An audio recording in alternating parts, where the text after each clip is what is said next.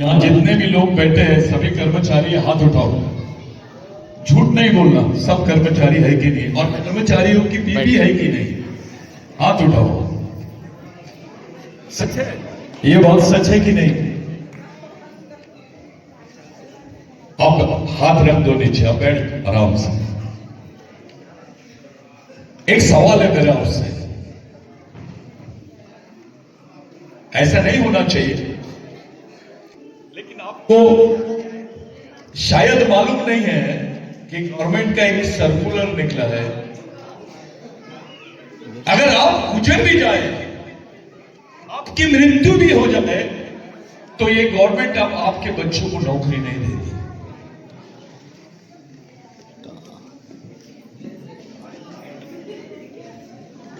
अगर आपको कुछ हो भी जाएगा तो ये गवर्नमेंट आपके बच्चों को नौकरी नहीं देगी। थोड़ा शांत रहिए भैया, वो चाय तेरी इधर लेके ले जाओ थोड़ी देर के लिए।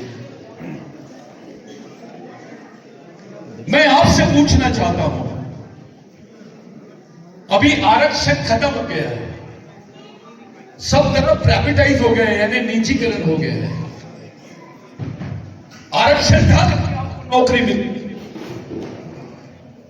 आरक्षण था तब कि आप यहां पर नौकरी कर रहे हो, आरक्षण था करके आज अपने बच्चों को पढ़ा पा रहे हो। अब आरक्षण नहीं है, ये झूठ बोल रहे हैं आपको। आदिवासियों का आरक्षण पूरी तरह से खत्म कर दिया गया है। अब आपके बच्चों को आपके पति के मृत्यु के बाद में भी नौकरी नहीं मिलेगी, आपको नौकरी बिल्कुल नहीं मिलेगी, और आपके हक का जो आरक्षण था उसके तहत भी आपके बच्चों को नौकरी नहीं मिलेगी।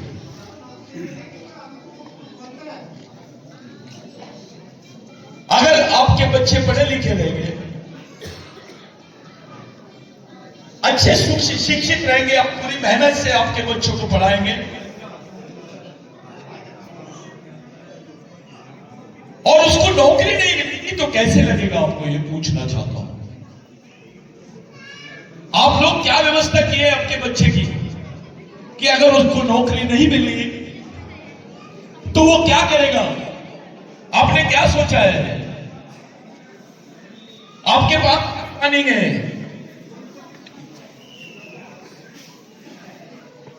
आप कैसे आपके बच्चों को नौकरी लगाएंगे, मेरे को बताइए। क्या कर रहे हो, पढ़ा के क्या कर रहे हो? अभी आपके पास लाइन क्या है? अगर रिजर्वेशन खत्म हो गया, यहां बहुत सारे कर्मचारी है, कई लोग यूनियन में काम करते हैं, कुछ लोग पढ़े लिखी महिलाएं भी है, आरक्षण खत्म हो गया तो अगली लड़ाई कौन सी लड़ोगे तुम बताओ? कौन सी लड़ाई लड़ोगे? आपका रिजर्वेशन अगर खत्म हो गया, आरक्षण खत्म हो गया, अगली लड़ाई क्या है तुम्हारी? तुम्हारे बाल बच्चों को जिंदा रखने की, बताइए। आपके पास कोई लड़ाई है? बताइए मेरे को, कोई बता सकता है? मैं सुनना चाहता हूं। आप ये बहुत अच्छी जिंदगी जी रहे हैं आप लोग, लेकिन इसकी कोई गारंटी नहीं है कि आपके बच्चे के हिस्से में ऐसी जिंदगी आएगी।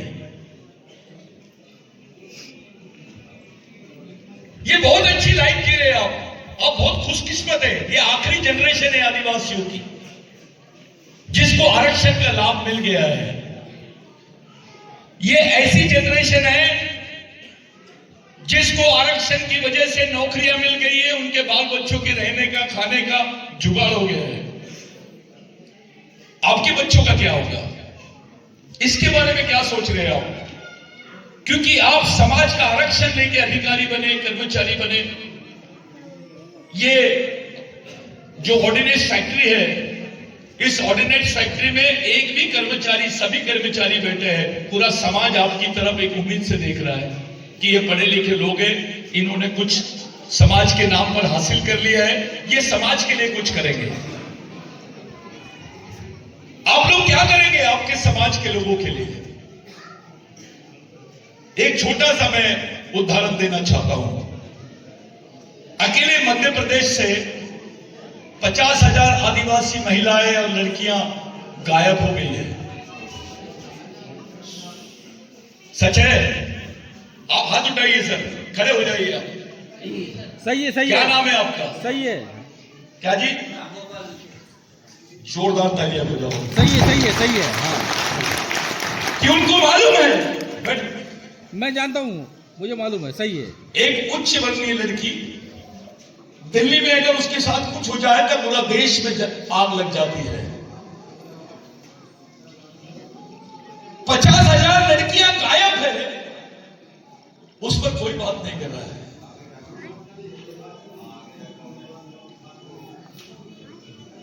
आदिवासी की लड़कियां गायब हो रही है। हाँ, सही है। मध्य प्रदेश से 50,000 लड़कियां गायब है। उनकी बॉडी नहीं मिली, उनका शरीर नहीं मिला, मर गए, मारा गया, कहां गए कोई खबर नहीं है। उनके परिवार वाले बिलख रहे हैं, इधर उधर जाके रो रहे हैं, कोई सुनवाई नहीं है उनकी। कल आपके बच्चे के साथ ऐसा हो गया तो क्या करोगे बताइए? क्या करोगे आप? अभी मैडम बहुत अच्छा भाषण कर रही थी, मैं पहली बार उनको सुना, मेरा कॉन्फिडेंस बढ़ गया कि हमारे समाज में कुछ लोग सोचना शुरू कर दिए और सोचना ही नहीं, बोलना भी शुरू कर दिए।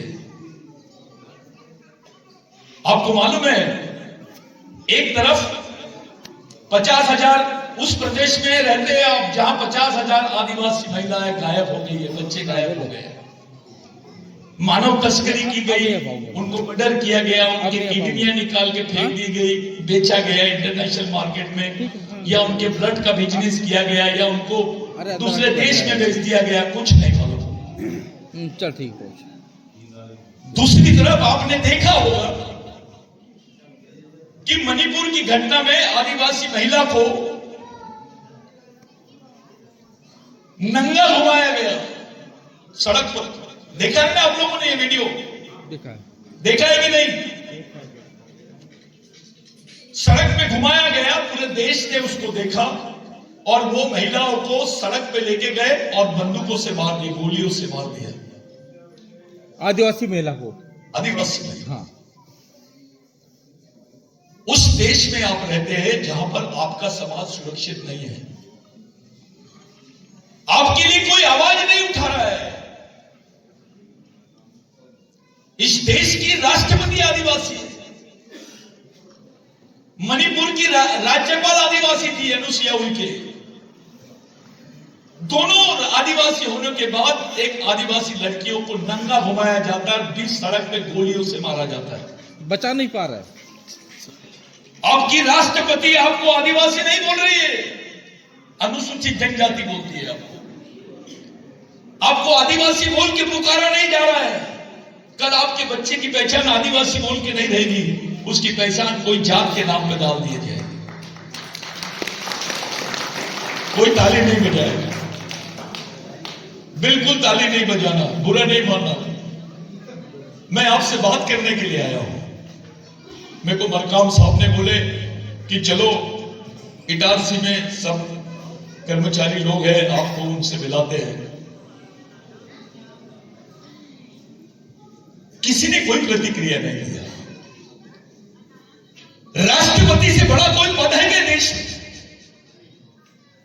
आप कौन सी पॉलिटिक्स करना चाहते हैं? आप कौन सा पद चाहिए? तुम्हारी आदिवासी महिला राष्ट्रपति होने के बावजूद भी आदिवासी महिलाओं पे बात नहीं करती है।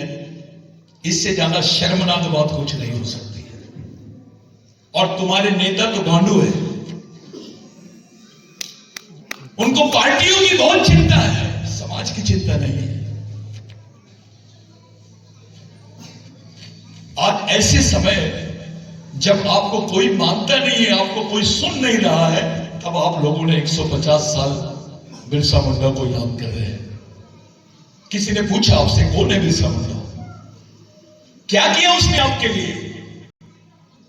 उसको भगवान क्यों बोलते हैं आप लोग? क्या रिश्ता है आपका उसके साथ? क्या बताओगे आप? ये जो आपके पास जमीन के पट्टे हैं, आज जो आप अपने डॉक्यूमेंट पे लिखते हैं, हमारे महाराष्ट्र में उसको 7/12 बोलते हैं, आपके यहां पर पट्टे बोलते हैं उसको, उस पे आपकी मालकी लिखी रहती है, खसरा। ये जो जमीन पर आपका नाम आया, जो मालिक बने आप, बिरसा मुंडा की वजह से बने हैं। फिर मैंने बोला था, आदत बदलो अपने। यह बात करने के लिए बैठे हैं, सुनने के लिए नहीं, समझने के लिए बैठे हैं। 1898 में बिरसा मुंडा के संघर्ष में 27,000 लोग मारे गए। सेकेंड वर्ल्ड वॉर में लोग नहीं मरे थे इतने, बिरसा मुंडा के संघर्ष में लोग मरे।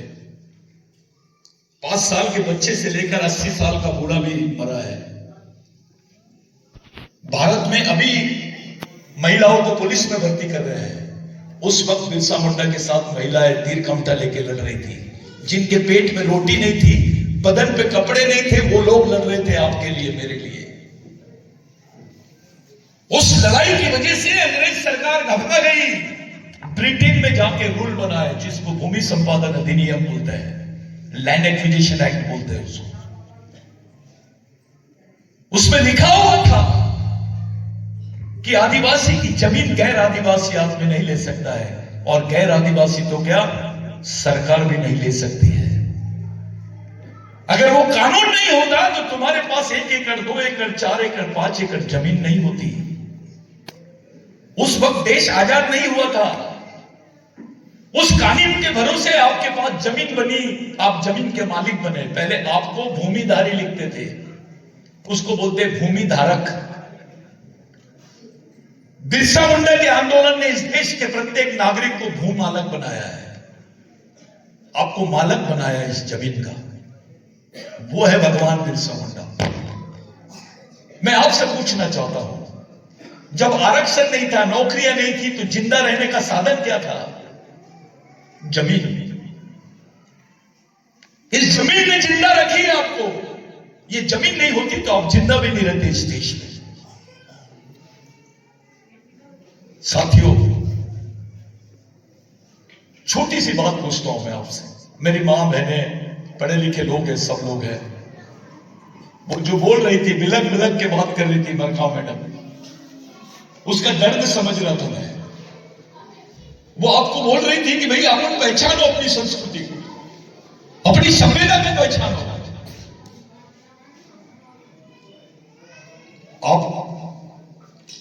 मैं आपसे पूछना चाहता हूं, ऐसे भगवान का नाम बताओ जिसने आपको जमीन दिया हो। बताइए कौन सा भगवान है जिसने आपको जमीन दिया है? कोई भगवान है? अगर जमीन नहीं होती तो तुम्हारे क्या हाल होते, थोड़ा इस पर बात करो। आपके बदन में कपड़े होते, आपके बाल बच्चे खुशी से खा सकते थे, आप नौकरी करने आ सकते। इससे बड़ी बात बताता हूं आपको, बिरसा मुंडा का संघर्ष एक संघर्ष नहीं, उसको दूसरे तरीके से देखते हैं। भगवान टंटे भील को देखते हैं उसमें। भगवान टंटे भील यही आपके बैतूल इटा से उनका कार्य क्षेत्र था, खंडवा तक। वो कौन सी लड़ाई लड़ रहे थे टंटे भील, जानोगे? चलो इसको सुन लेते हैं। बहुत प्यारा गाना वो गा रहे। मुझे ऐसा लगा कि इनको बैकिंग होना चाहिए, इनके पीछे सपोर्ट होना चाहिए। वो अकेले ही तुमको नाचने गाने में तुम्हारा एंटरटेनमेंट कर। वो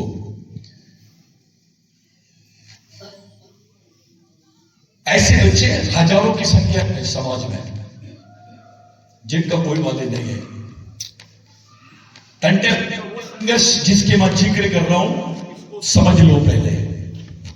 पहले कौन? भील को, कोरकू को, मुंडा को, किसी भी आदिवासी महिला को ब्लाउज पहनने की परमिशन नहीं थी। ब्लाउज पहनने में टैक्स लगता था आदिवासियों को। तुमको क्रिमिनल ट्राइब बोलते थे, तुमको गुनेगार जमात बोलते थे, गुनेगार जमात। पैदा होते से आदमी क्रिमिनल हो जाता था, पैदा होते से। वो बच्चे का कोई गुनाह नहीं। जब आदिवासी को शहर में मारते थे,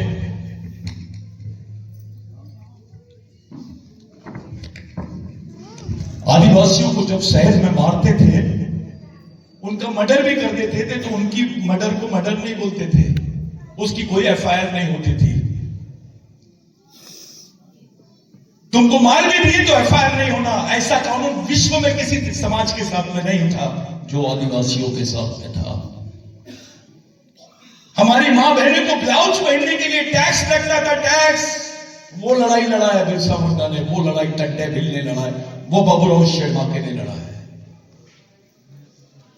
एक सवाल और,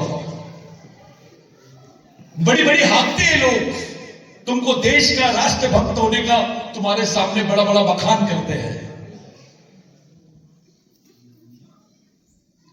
ऐसी कौन बता दो जिसके पूरे स्वतंत्र सेनानियों को तोप से उड़ा दिए, फांसी की सजा दे दिए, उनको फांसी के तख्ते पे लटका दिए, सिर्फ और सिर्फ आदिवासी लोग हैं।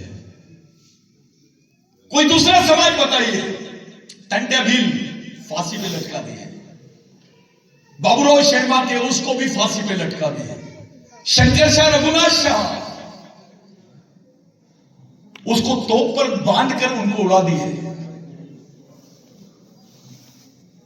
जिसकी आज जयंती मना रहे, उसकी मौत का मैं आपको किस्सा सुनाता हूं। जिसकी आप जयंती मना रहे हैं, आप बकरा काटते हो ना, बकरा, उसके बाद में उसकी चमड़ी निकालते हैं। बिरसा मुंडा देश का पहला आदमी है, गांधी से पहले किसी क्रांतिकारी ने ये बात नहीं पूछा अंग्रेजों से, who are you to collect revenue from us, since we are the indigenous and aboriginal people of this land, we are the owner of this land. हम इस जमीन के मालिक हैं, तुम कौन होते हो हमसे टैक्स लेने वाले? ये पहला लेटर लिखने वाले आदमी का नाम है बिरसा मुंडा। उस वक्त 8th क्लास यानी मैट्रिक होता था। वो अंग्रेजी की ड्राफ्टिंग आज भी है ब्रिटेन में, वो लाइब्रेरी में है। देश के सब लोग उसके बारे में बात नहीं करते हैं। वो आदमी का नाम है बिरसा मुंडा। जब उसको बोला गया कि तू लिख के दे दे, इस रिकॉर्ड पे लिख के दे दे कि तू इस देश का मालिक नहीं है, तेरी फांसी की सजा माफ कर देंगे, बिरसा मुंडा नहीं माना। रात भर उसको तड़पाते रहे, पॉइजन दिए उसको, उसकी चमड़ी निकालते रहे। सुनो, हेलो, इधर देख। रात भर उसकी चमड़ी निकालते रहे, खून से लथपथ हो गया था वो, फिर भी साइन नहीं किया और बोलते बोलते मर गया। मैं आदिवासी था, मैं आदिवासी हूं और आदिवासी ही रहूंगा। मेरे खून का कतरा कतरा मेरी कौम के काम आएगा। कोई ताली मत दो। ऐसा कौन सा आदमी लिख सकता है 24 साल की उम्र में? 24 साल की उम्र, जब मुझ की कौम नहीं फूटती, 24 साल की उम्र में लड़के जीन्स टी शर्ट पहन के सोचते रहते, व्हाट्सएप और फेसबुक में खेलते रहते, उसने तुम्हारे मेरी जिंदगी की लड़ाई लड़ ली। चलो एक भगवान का नाम बताओ जिसने तुम्हारे लिए लड़ा होगा। ऐसे भगवान का नाम बताओ जिसकी चमड़ी निकाले होगे तुम्हारे लिए। ये वो भगवान है जिसने तुम्हारी मां बहनों को कपड़े पहनाए, इन्होंने स्वाभिमान से जीने का हक दिया हमको, हमारे हिस्से में जमीन लाई। ए बच्चे,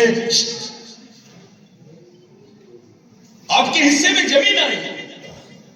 मैं आपसे पूछना चाहता हूं, आपके जीवन में ऐसा आदमी बताइए जिसने इतना बड़ा आपके लिए त्याग किया होगा। आपका बेटा कर सकता है आपके लिए, आपका भाई कर सकता है, और आपके समाज के नेता कर सकते हैं आपके लिए जो इन्होंने किए।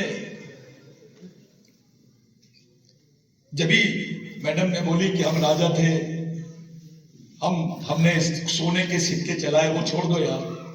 यहां से 80 किलोमीटर 90 110 किलोमीटर पे मेलघाट है। वहां पे आदिवासी इसलिए मर रहे हैं क्योंकि उनको खाने को नहीं मिल रहा है।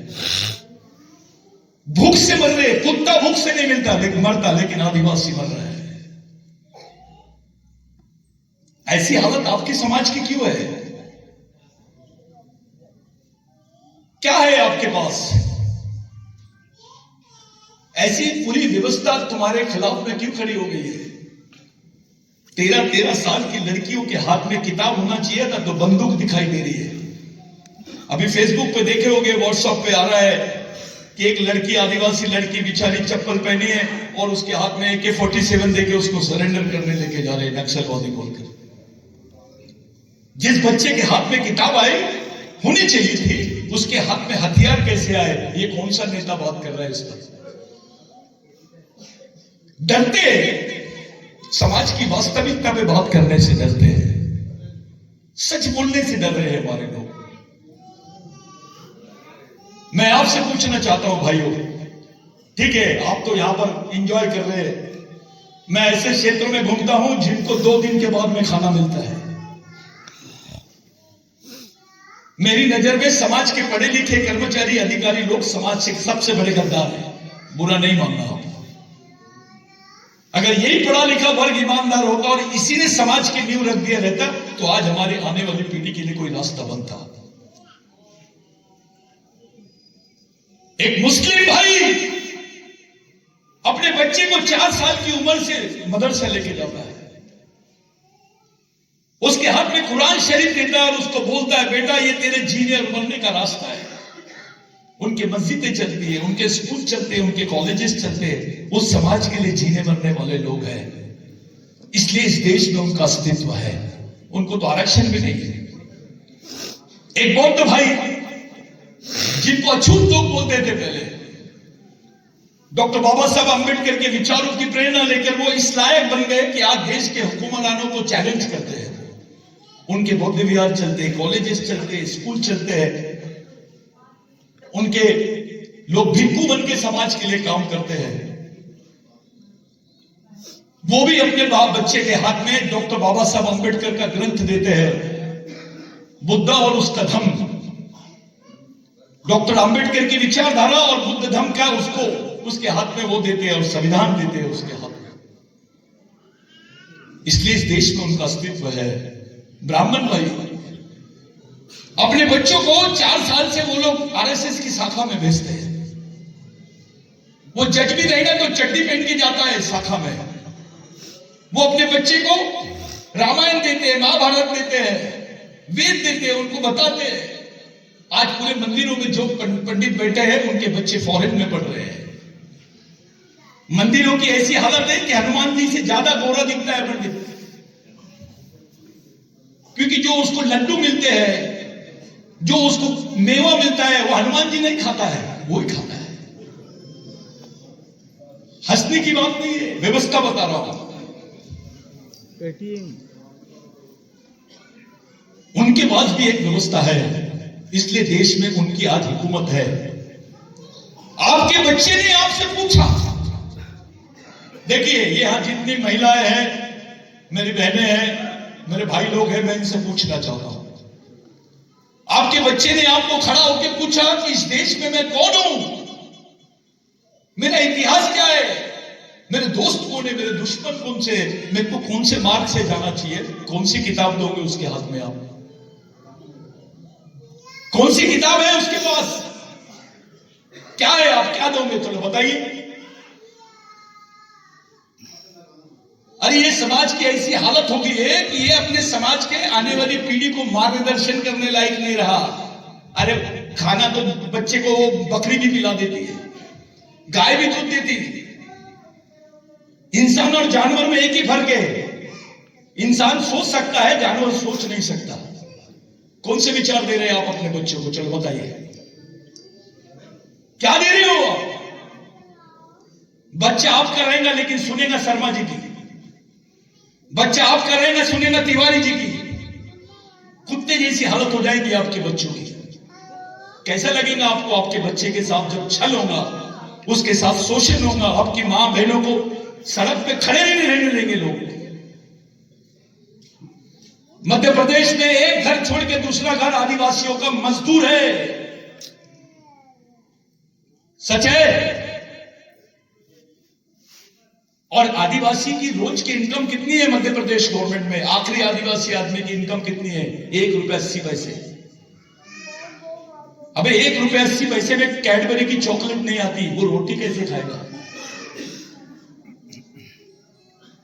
आपके नेता बात नहीं करते, ये विषय नहीं उनका। राम जी का चल रहा है तो श्याम जी का चल रहा है कि काम जी का चल रहा है।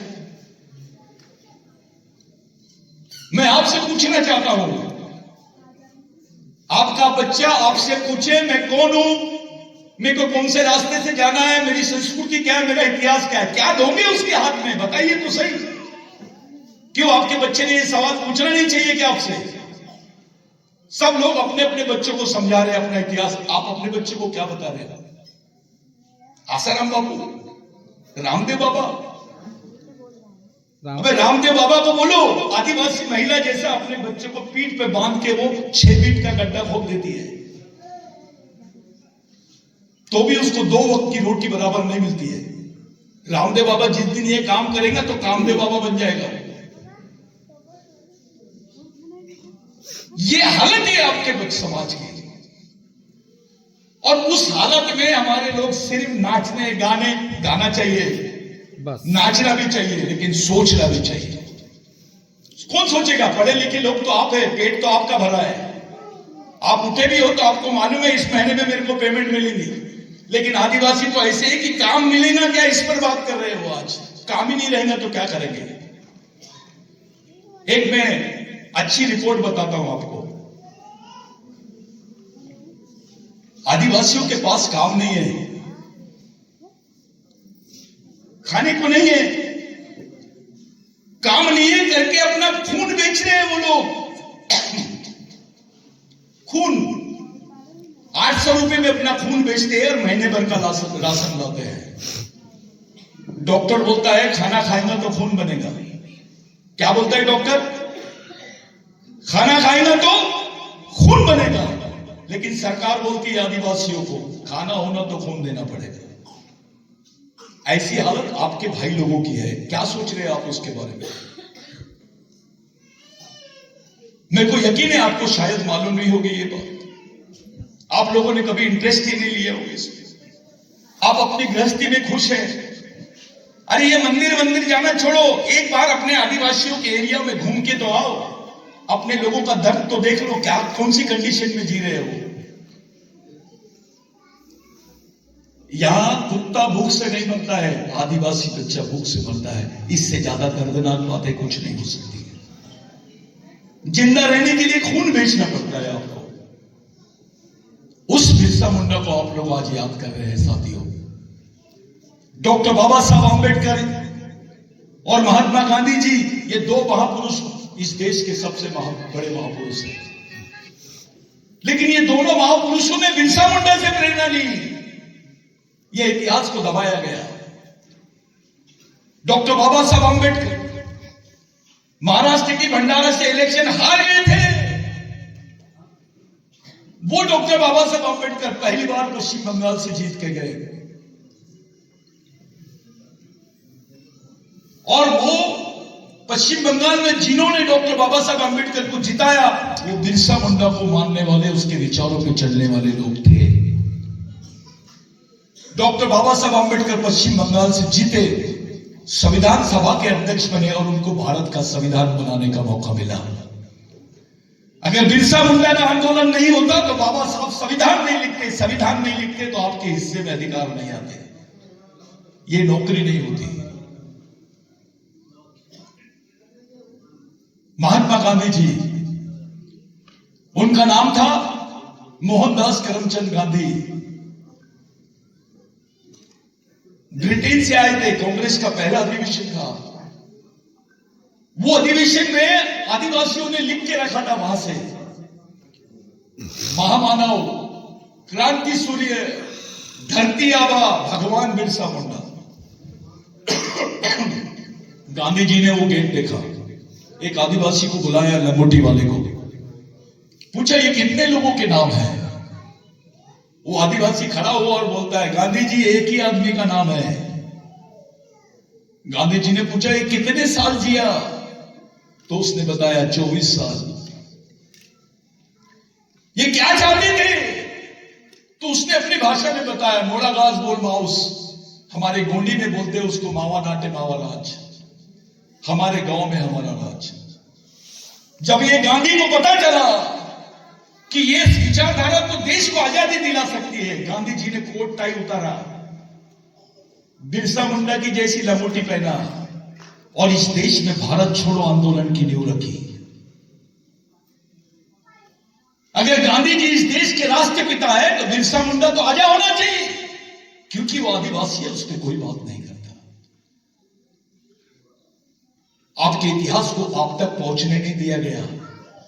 मेरे को यकीन है 150 साल के बाद में आप लोग सुन रहे होंगे बिरसा मुंडा क्या है।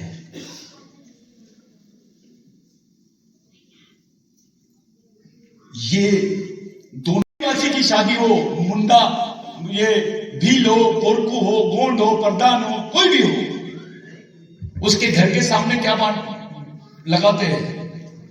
मुंडा बोलते हैं, उसी की पूजा करते हैं। ये संस्कृति का एक बहुत बड़ा ये है। साथियों, बिरसा मुंडा की जो बात है उसको समझने के लिए आपको बहुत बारीकी से सोचना पड़ता है। इस इतिहास को दबाया गया। सब लोग हंसते थे कि आदिवासी लोग महुए की दारू इसलिए दारू पीते हैं करके महुए की झाड़ की पूजा करते हैं। आदिवासी लोग महुए की दारू पीते हैं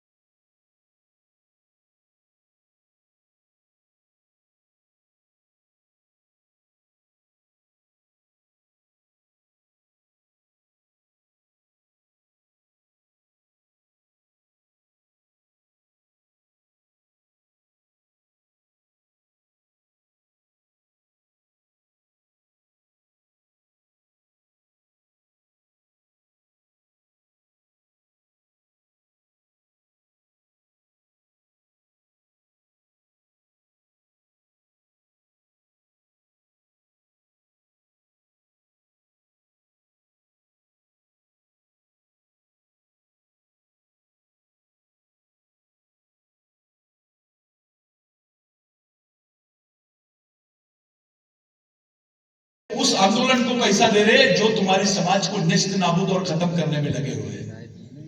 ये गद्दारी, सामाजिक गद्दारी करने वाले लोगों के बारे में आप नहीं सोच रहे, लेकिन एक आध आदमी हमारे में से ऐसा होता है दारू नहीं पीना, और वही अधिकारी मंदिर में जाता है, पंडित के पैर पड़ता है, उसको 500 का नोट देता है, और उधर जाता है पेटी के पास, उसको 1000 देता है, और जब उसके सामने कोई नंगा भूखा आदिवासी आता है और बोलता है साहब जय सेवा,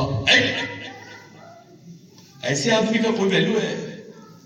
जिसमें सामाजिक संवेदना नहीं है, ऐसा आदमी अपने लिए मरा हुआ है, वो कितना भी बड़ा अधिकारी रहे।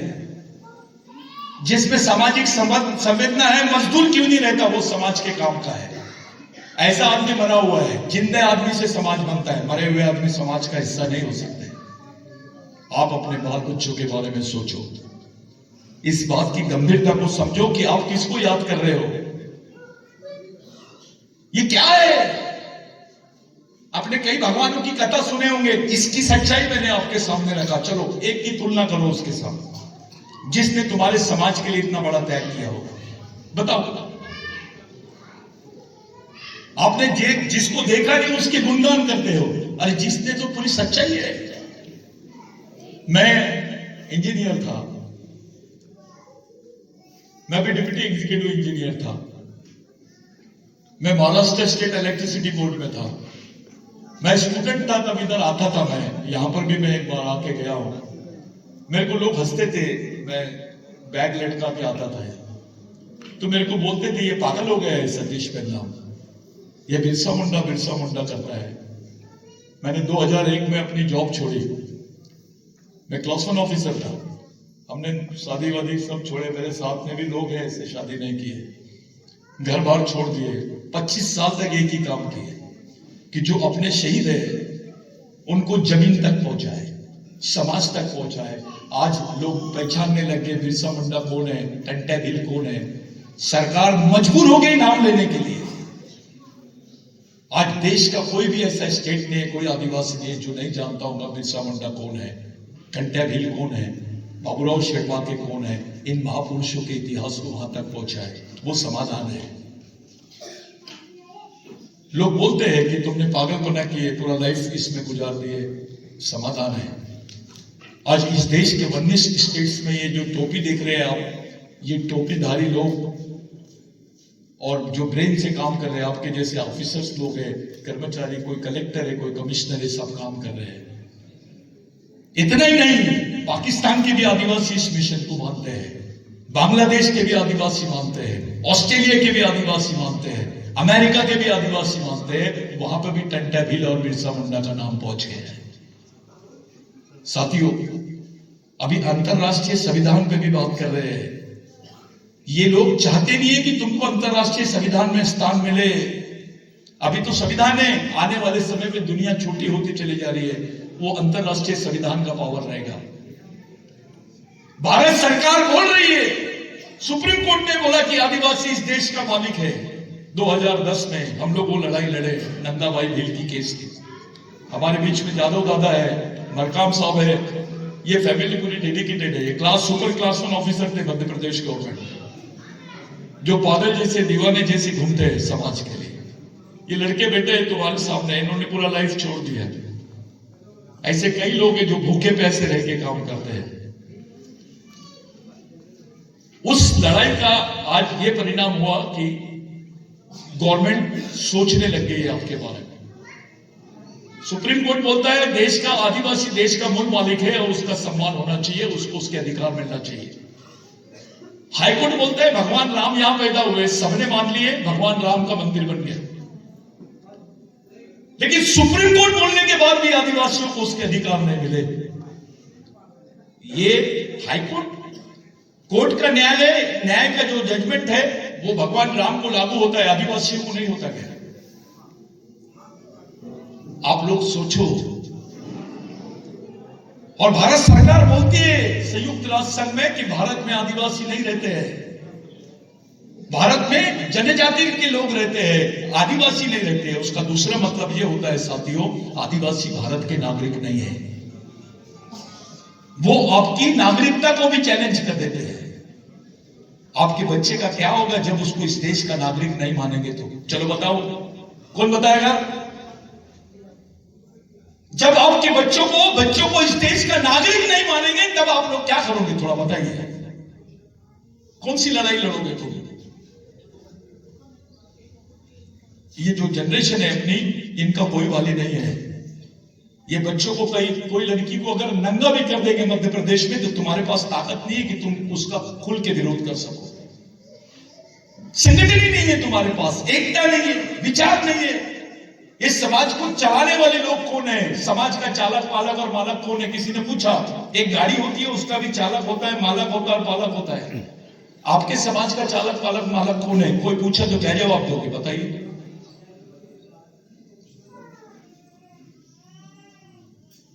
किसी दिन और आपके बीच में मैं आऊंगा। मैं बैतूल में भी एक प्रोग्राम है, मेरे को सवेरे से ये लोग सिर्फ प्रोग्राम में घुमा रहे हैं। मरकाम साहब इधर ले जा रहे, उधर ले जा रहे, एक दिन में 5-5, 6-6 प्रोग्राम। मैंने सोचा था कि मरकाम साहब को हमने प्रोग्राम नहीं दिए, नाराज नहीं होना चाहिए। पूरा 15 नवंबर बैतूल में गुजारूंगा मैं। मेरी किस्मत अच्छी है कि मैं आप लोगों के बीच में आया। इसी बहाने मेरे को आपसे मिलने का मौका मिला, मेरी बात आपके सामने रखने का मौका मिला। मैं सैल्यूट करता हूं आप लोगों को कि आपने एक बहुत अच्छा प्रोग्राम किया, लेकिन कार्यक्रम से कुछ नहीं होगा। आगे क्या करोगे इस पे बात करो।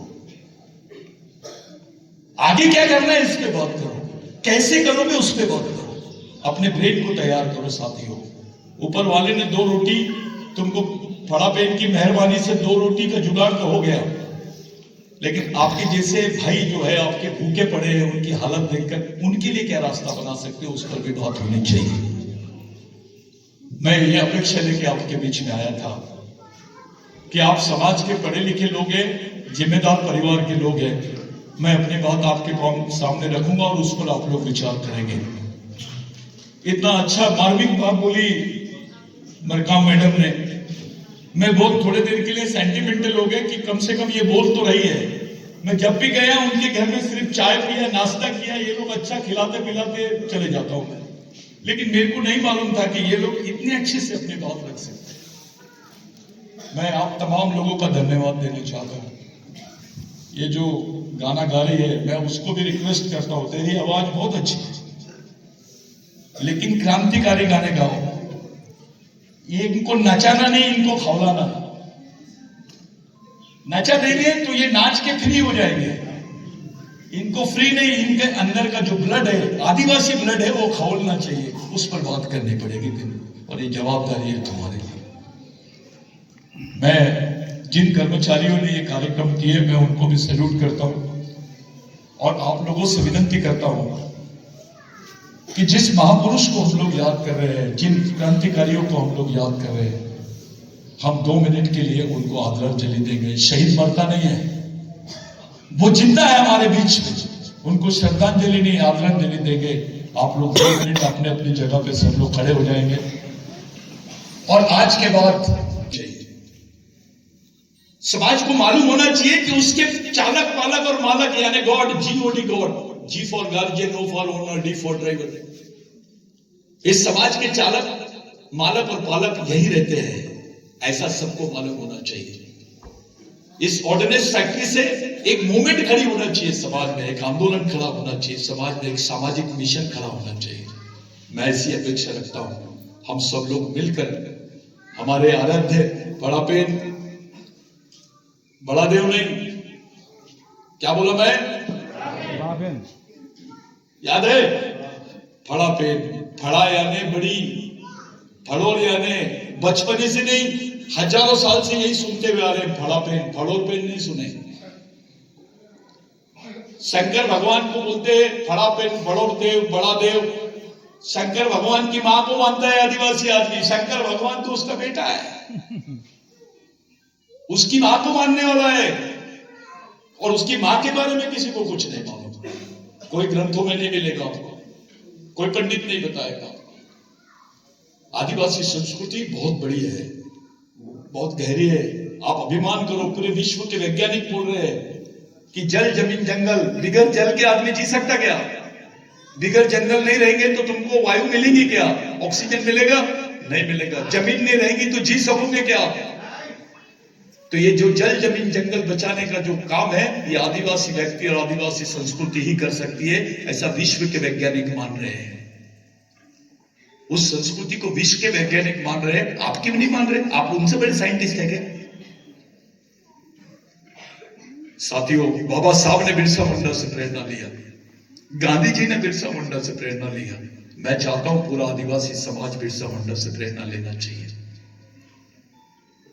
उन तमाम लोगों को याद करके आज के बाद शुद्ध सामाजिक ईमानदारी और समझदारी के साथ आप लोग जिएंगे, एकजुट रहेंगे, आपस में झगड़ा नहीं करेंगे, मिलकर समाज की बातें करेंगे, अपने ऐसी छोटी छोटी मीटिंगें करेंगे। कर्मचारी और बाकी लोगों से मेरी विनती है, किसी दिन समय मिलेगा तो आपका एक कैडर क्लास, एक अपनी जो कैडर कैंप होते हैं वो उसमें मरकाम जी और बाकी लोगों की सहायता से आप लोग दादा सब लोग करो। हम 2 मिनट के लिए उस महान हस्ती के लिए 2 मिनट का मौन धारण करेंगे। नीचे मुट्ठी डाल के आप